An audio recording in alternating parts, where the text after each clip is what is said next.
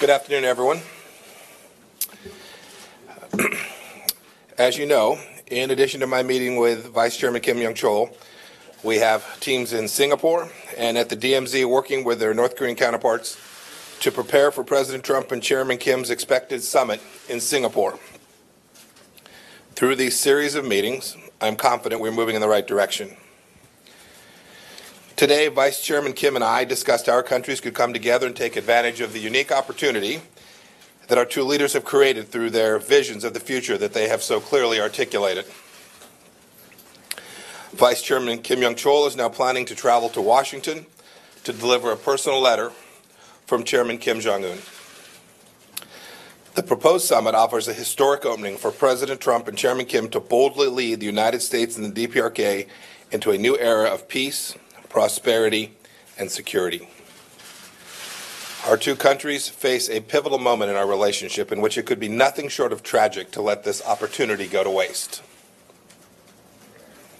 In my conversations with Chairman Kim Jong-un in Pyongyang, and today with Vice Chairman Kim Young-chol, I have been very clear that President Trump and the United States' objective is very consistent and well known: the complete, verifiable, and irreversible denuclearization of the Korean Peninsula. President Trump has also made it clear that if Kim Jong-un denuclearizes, there is a brighter path for North Korea.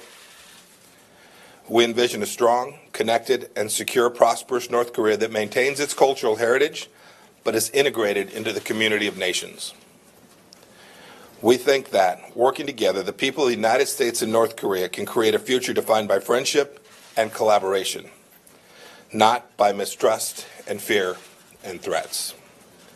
We sincerely hope that Chairman Kim Jong-un shares this positive vision for the future.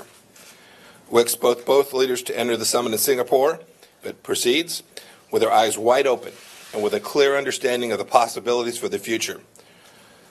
If these talks are successful, it will truly be historic. It will take bold leadership from Chairman Kim Jong-un if we are able to seize this once-in-a-lifetime opportunity to change the course for the world. President Trump and I believe Chairman Kim is the kind of leader who can make those kinds of decisions, and that in the coming weeks and months, we will have the opportunity to test whether or not this is the case. Happy to take a couple questions. Our first question and one question each, please, goes to Nick Wadhams from Bloomberg. Nick, go ahead.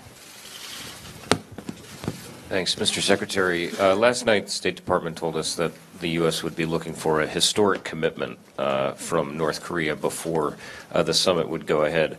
Today, you ended talks with Kim Young-chol early. Can you talk about why you did that? Did you get the commitment you sought? And do the U.S. and North Korea now agree on what denuclearization would mean? So, as a tactical matter, we didn't end the talks early. We had a set series of items that we wanted to make sure we covered, topics which we made sure that we were clear on in terms of what our expectations were and their expectations in return of us. We achieved that. This is a difficult challenge. Make no mistake about it, there remains a great deal of work to do. And we made progress here as well as at the same time made progress in the other venues that conversations were taking place. We had all the time we needed today to make the progress that was achievable during our time here in New York City. Our next question goes to Michael Gordon from the Wall Street Journal. Sir, following up on that, a senior State Department official, same person who spoke to us last night, also indicated that the United States hopes to persuade North Korea that its security doesn't depend on nuclear weapons. You've now had 3 meetings with them and spent some hours with them. Do you feel that you've been successful yet in doing that, or is the difficult in settling this issue the reason why President Trump is now talking about the possibility of having 2 or 3 summits and not just trying to break the back of these issues in a single meeting? This is make no mistake about it. President Trump, this administration completely understands how hard this problem is. There's a long history where North Korea has viewed its nuclear program as providing the security that it needed for the regime. The effort now is to come to a set of understandings which can convince the North Koreans of what President Trump has said. If we're able to achieve it, if the North Koreans are prepared, in fact, to denuclearize. This includes all elements of their nuclear program. If we convince them of that in fact their security is greater, that in fact the real threat to their security is the continued holding on to of that nuclear weapons program and not the converse. We've had lots of conversations around that. The true test, of course, comes when we actually achieve this. But many conversations have been had about how we might proceed, what the path might be forward so that we can achieve both the denuclearization that the world demands of North Korea and the security assurances that would be required for them to allow us to achieve that. Next one to Martha Raddatz from ABC News. Secretary Pompeo, you call it a proposed summit. Will we find out whether it's a go tomorrow? And also you looked the Vice Chairman in the eyes. You have been with him in the room. What accounted for the progress? This has been such a roller coaster ride. The summit was off. We've gone from fire and fury to this. So talk about what accounted for the change, and do you worry that you could still change back? So, Martha, I have had the chance to meet Chairman Kim Jong-un twice, and now Kim Jong-chol 3 times. Have spent a great deal of time with each of them. I believe they are contemplating a path forward where they can make a strategic shift, one that their country has not been prepared to make before. This will obviously be their decision. They'll have to make that. They'll have to choose, as I just spoke about, they'll have to choose a path that is fundamentally different than the one that their country has proceeded on for decades. It should not be to anyone's surprise that there will be moments along the way, that this won't be straightforward, that there'll be things that look hard and times it appears there's a roadblock and sometimes perhaps even perceived as insurmountable. Our mission is incredibly clear. It is to continue to push forward. The President has directed me to push forward to test the proposition that we can achieve that outcome.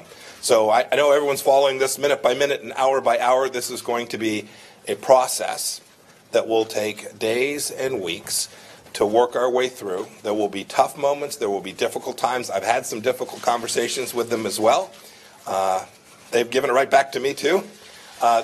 There were decades into this challenge. And so one not ought to be either surprised or frightened or deterred by moments where it looks like there are challenges and difficulties, things that can't be bridged. Our mission is to bridge them so that we can achieve this historic outcome. And on the proposed summit, will we know tomorrow whether there will actually be a summit? Don't know.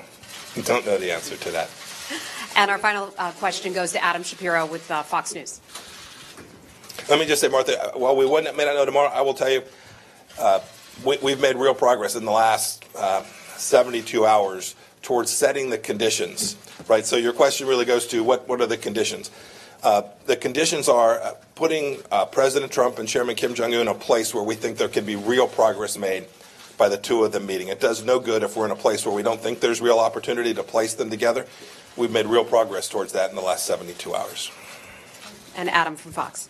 Secretary Pompeo, you talk about complete denuclearization of the peninsula. So my question is about this and the impact on our allies. What concerns does the United States have about exposing South Korea and our Asian allies like Japan to greater perhaps Chinese influence if there is, as part of a deal in the future, a drawdown of U.S. military presence in South